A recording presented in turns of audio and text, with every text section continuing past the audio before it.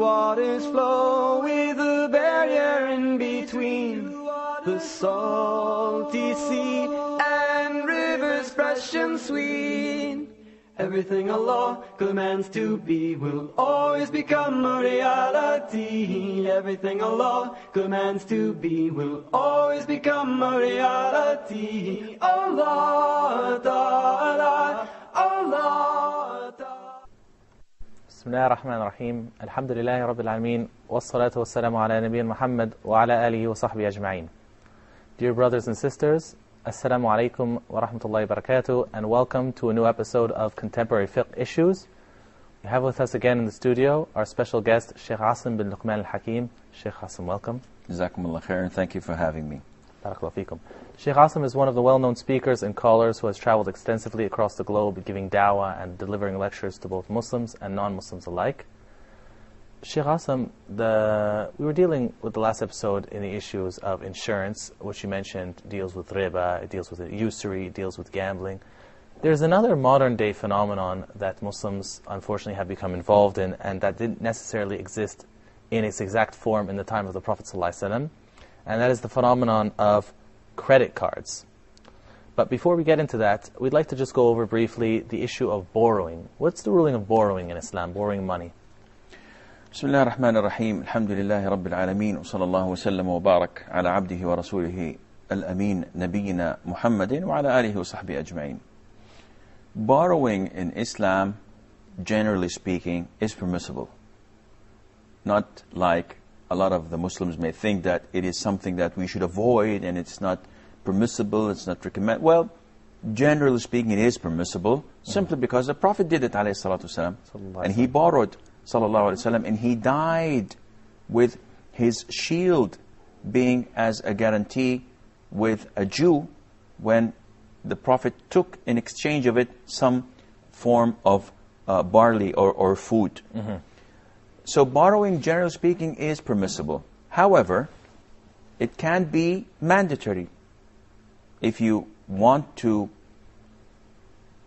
protect yourself, defend yourself, or to have a treatment that cannot be possible without money, and you have to borrow. So then borrowing here becomes mandatory. It can be forbidden when you borrow to buy something that is haram, or to use it in haram. It can be recommended when you want to uplift your situation by trading, by engaging in transactions, and you don't have the capital for it. But this is something that is, inshallah, will generate money for you and for the welfare of your family. And it can be not recommended makruh if it is used for extravagant and just for showing off and boasting among your peers. So it depends here and there. Unfortunately, nowadays the Muslims have indulged in borrowing blindly, and they have more what they can chew. They just borrow for their houses, for the cars, for their travels, and end up at the end of the year with debts and complex interest, which is riba.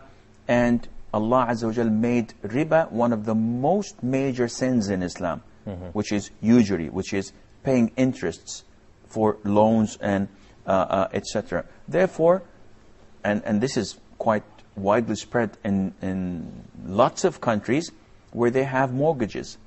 They insist on buying a house by mortgage, and they end up paying interest and being involved in riba, and this is definitely something that is not permissible in Islam. Barakallahu feekum, Shaykh. So then you discuss with us the issue of borrowing and how in general borrowing is allowed. You can borrow from people as long as you're going to pay back, and you're not paying back, I assume, more than what you borrowed.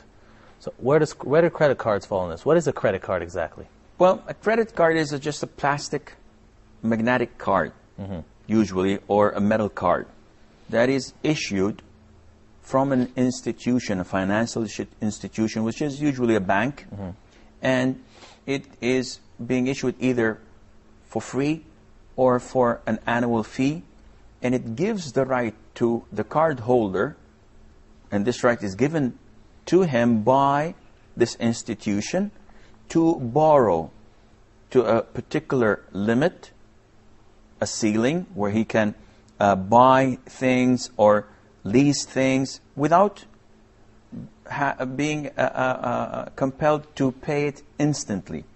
He has what is known as the grace period, and afterwards he has to pay interest if he does not pay it back within this grace period. Which is explicitly haram. Which is definitely haram, because any kind of loan that draws interest is considered to be forbidden in Islam. Okay, so you mentioned, barakallahu feekum, that credit card is just, it's a piece of plastic, a magnetic piece of plastic. But there's other types of cards around. We have debit cards and so on, and gift cards. Are these also all haram? Well, usually the banks issue a different number of cards.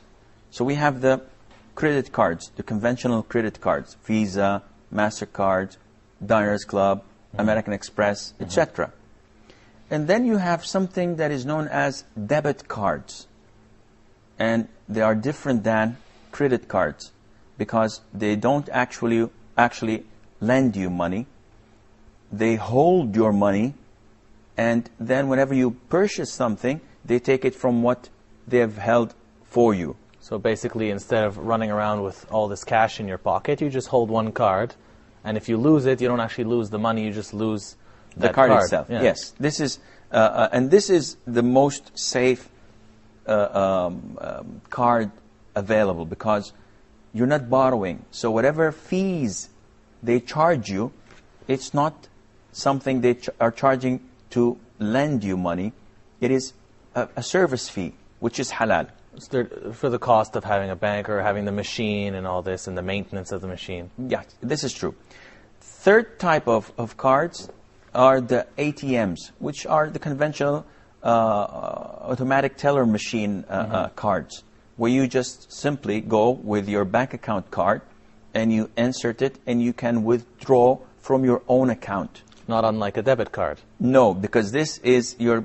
Well, it's similar in a sense, but in debit card, the bank has all the right to block this amount of, let's say, $5,000, which you've charged your debit card with. So my debit card is good for $5,000. Once the $5,000 are over, then that is it. It's blocked. While in the ATM, it depends how much money I have in my actual bank account. Okay. So I may have 100,000. I wish I do. And I may have only $500. So in either case, I cannot do anything except with what is actually there. Okay, and this would be legitimate, assuming obviously your bank account doesn't have interest in itself. So yes. You're just storing your money there because of necessity. You want to keep your money safe from fire, from theft. So you're storing your money in the bank, and this card is just facilitating access to that money. That's true. And there is a fourth type of credit cards, and that is what is known as the Islamic credit cards. And we may have to go and elaborate a bit on that later on. We might have to put the quotation marks too for some of them. Yes. Okay, but now how does somebody go around to going back to credit cards, how does somebody go and get a credit card? Don't they have to agree to a certain terms or a contract? How does one do this? There are two types of credit cards. One that is awarded to you free the minute you reach a certain ceiling in your bank account.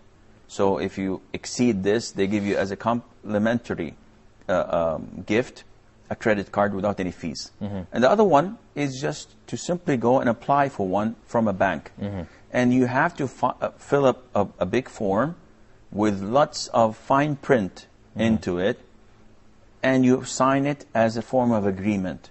And unfortunately, this agreement is stating that you allow the bank to charge you interest rates, which is riba, if you pass the grace period, which is 40 or 45 days. So if you don't pay, if you don't pay back, they're going to charge you interest, whether it's 4% or 7% or whatever percent there is.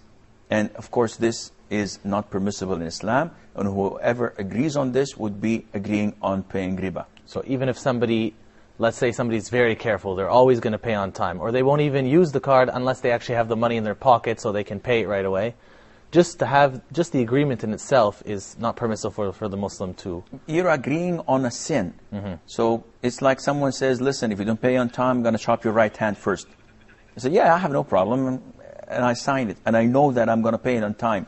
Some scholars say no, say yes, if you know for sure, or you charge your credit card ahead of time, so that whenever you purchase something, they're going to take it off what you've charged earlier. Some scholars say that this is permissible.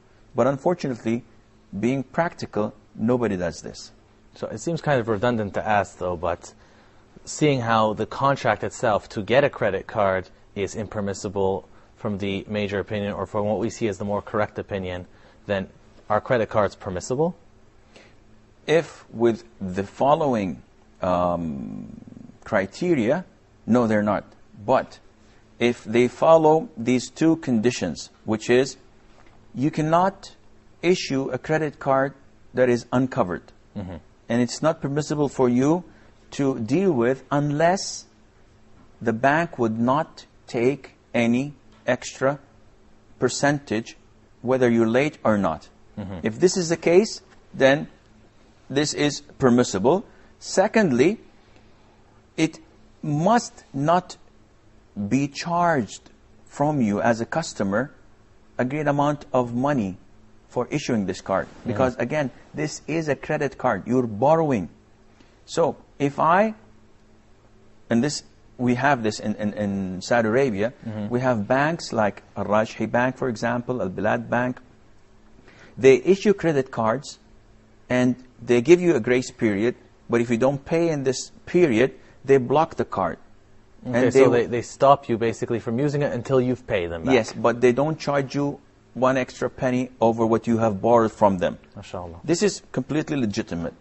Now, the second condition is that when you get these cards, they usually give or take from you an annual fee. This annual fee should be realistic in the sense that... Cover the expenses. Yes. So if they tell you that I'll give you a platinum card for $200 a year, and a golden card for $150, and a silver card for $100, why is the difference? They should be the same, because it's the same paperwork. So the difference means that, no, they're charging you more because of the ceiling, and the amount you're allowed to borrow is different.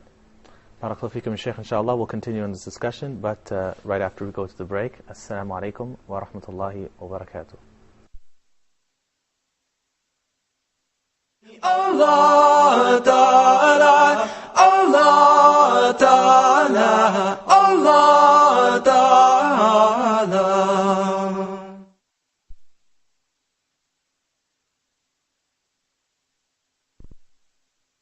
Huda TV is launching a new website for you, your family and friends.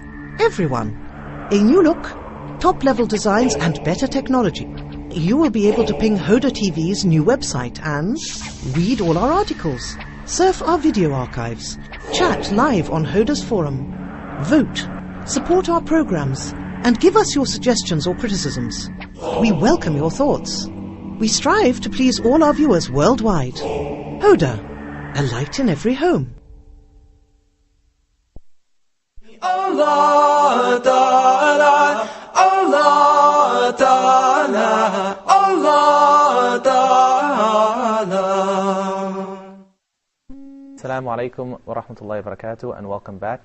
Shaykh Asim, just before the break, you were discussing the issue of credit cards and their place in Islam, and usury, and making agreements upon usury and haram. What if an individual, for example, already owns a credit card? They already got past the agreement part where they agreed to do haram, but they're paying on time. Can they buy things with this credit card as long as they're not paying before they actually have the money? Can they buy anything? Can they even buy gold and silver with it? Well, you have to understand that if you have already gone into this agreement and you have the actual credit card and you are 110% sure that you'll pay on time, and I know a lot of people that do pay on time and not wait for the 40 days or 45 days grace period. They pay immediately. Some people, even before traveling, they would deposit in their credit card account 10,000 riyals, for example, or $4,000, knowing that they will not buy anything, they will not use more than this. So basically they're using it like a debit card. Yes. And this, if this is the case, this is okay, providing that the fee that they take annually is not exaggerated. It is realistic. In where I come from, they charge for the credit card annual fee an amount of approximately like $35 to $50 A year. a year, which is Acceptable. nothing. Yes. What about some ATM machines, though, that charge like $10 just to take money out one time? Well, again, this is not realistic. The Islamic scholars that are experts on such topics gathered and said that charging 37 riyals or $10 is not realistic. The bank is benefiting. And the realistic amount, they say, that might go down to $5 to $7. So this is the amount that should be charged. I personally think that, again, taking cash from an ATM machine with your credit card and giving this interest or this service fee is not permissible. This is my own opinion, because what you're actually doing is borrowing from the bank 5,000 Egyptian pounds, 3,000 Saudi riyals, or whatever, and you're paying this $10 to the bank. So you're actually borrowing because you don't have money yet. And you're hoping that, hopefully when I go back 3-4 weeks later, I'm going to pay them off. So the money, the service charge that you've paid is for the money they lent you. And I feel that this is not a safe thing to do, and one should not do this. Going back to your question, can a person buy anything with credit cards, providing that it's halal? Yes, you can, but gold and silver is the exception. They are the exception. Why is that? Because it falls under the categories of riba.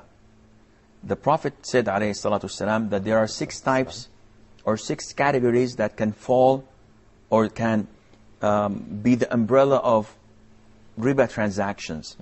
Gold, silver, wheat, barley, salt, and dates. Things where the prices fluctuate. And these are the 6 items that the Prophet mentioned, alayhi salam, regardless of the price.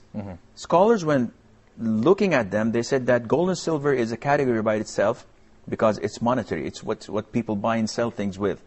And the other 4 are things that are eaten or consumed and weighed at the same time. So riba goes in these 2 categories. Anything that we buy and sell with is considered to be under the umbrella of gold and silver.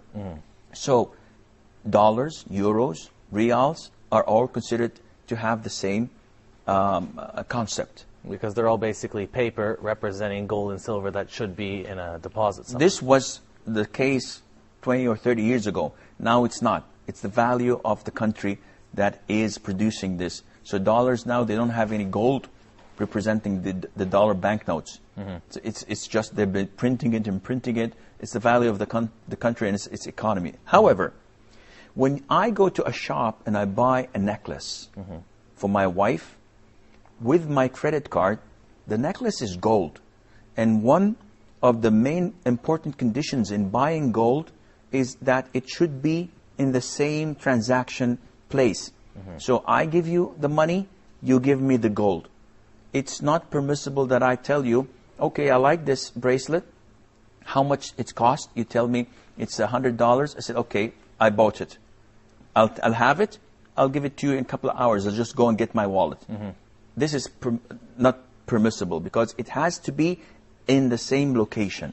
Could that be because the price of gold may change over time? So if you return the money after a week, the price of that gold is different, no? The justification is not mentioned in the hadith, but we know that it is one of the means that leads to riba. And that is why the Prophet ﷺ prevented it completely.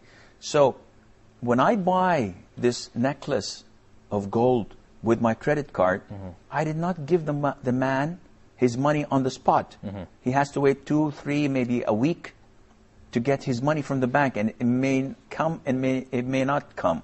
Yes. So this transaction is not valid. Barakallahu feekum, ya shaykh. So then what about some companies or banks or credit card companies that offer gifts? If you get a card, you get a gift provided you purchase their card and you use their card. Are these gifts permissible? I mean, we know that the Prophet ﷺ accepted gifts from Muslims and non-Muslims alike. Do you have to accept the gift even?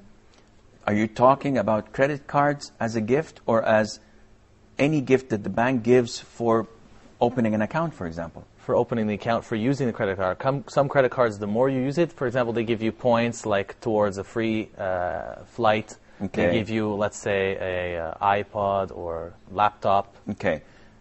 For the gifts that the bank gives over your usage of their credit card, this is permissible.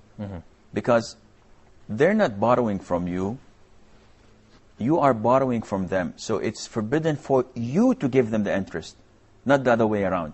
For example, if I give you $1,000 as a loan, and I give you on top of the $1,000 my card to use, this is permissible. There's nothing wrong in that. The other way around is forbidden. If I give you $1,000 as a loan, and you give me your card to use until you pay back the money. Rather, they demand it, for example. They say, you have to give me a gift. This is complete riba.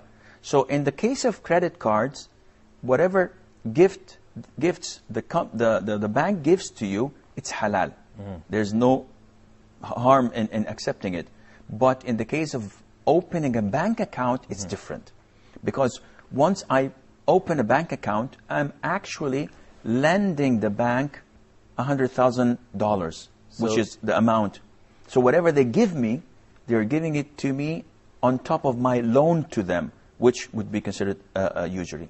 Riba, in other words, because they're benefiting from your money, they're lending it to other people, getting more money back, and they're giving you that gift as a little extra for lending them the money. Regardless whether they're benefiting or not, the minute they took it, it's a loan.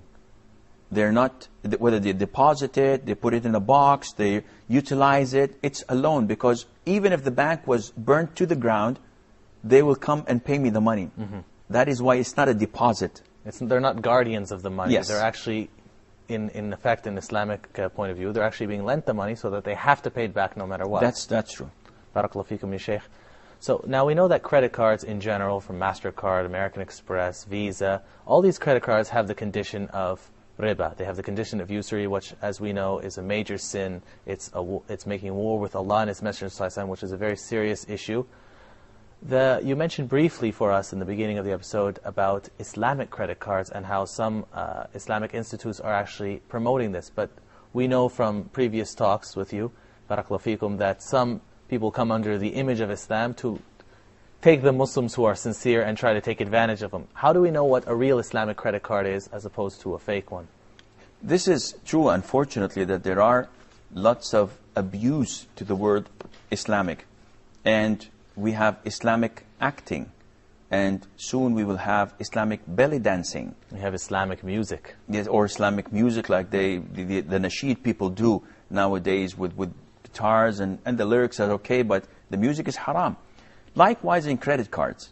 The Islamic banks came to the idea of trying to find a way out. They made ijtihad, they gave the effort, but unfortunately it was not suitable. They came up with a solution which is exactly like the conventional credit cards, which is a grace period, and after that, if you do not pay on time, they're going to charge you more. But instead of charging you more bluntly, they have you sign a contract at the very beginning, stating that if you're late, 40 days late, and you have to pay them, for example, $5,000, and you didn't pay it on time, you give them the authority to buy merchandise from XYZ. So they just play around with it. Yeah, they take and then other halal things. They give you a power of attorney to sell it to someone else and collect the money and then have it in installments over you. So instead of $5,000 to be paid on the spot, you don't have money, they make this long loop transaction, and then you end up by paying them 6,500 on installments. Every month you pay a fixed amount of money. Sort of a sophisticated loophole that they're trying to make. But this is completely forbidden because it's a trick, and scholars said that it is, you haven't seen the merchandise that they bought on your behalf, and you haven't seen those who bought it off them on your behalf. All what you've seen is money going out from your bank account and coming back again to be installed into months. And it might, in that case, might be even more severe because they're trying to trick Allah's law. Definitely like it is. The people, children of Israel tried to do when they were forbidden to work or fish on the day of Saturday. That's true. Barakallahu feekum, ya Shaykh. So you mentioned then the Islamic credit card would basically be giving you a grace period, and if you can't pay on time, they stop you from using the card until you can pay them. This is the proper way of doing it, and to my knowledge, only 2 banks does this, and it's in Saudi Arabia. I don't think anyone else elsewhere does this, that they have the intention of benefiting people without making money out of them. May Allah correct our affairs, inshallah, and make it easy for the Muslims and make the Islamic solutions widespread and help us rid corruption and evil from our societies. Barakallahu feekum, Shaykh Asim. It's always a pleasure having you. We're just about out of time. Join us please again next week. Wassalamu alaikum wa rahmatullahi wa barakatuh.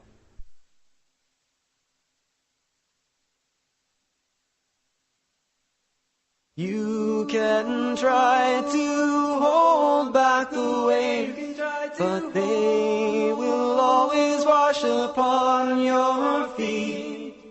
2 waters flow with a barrier in between, the salty sea and rivers fresh and sweet. Everything Allah commands to be will always become a reality. Everything Allah commands to be will always become a reality. Allah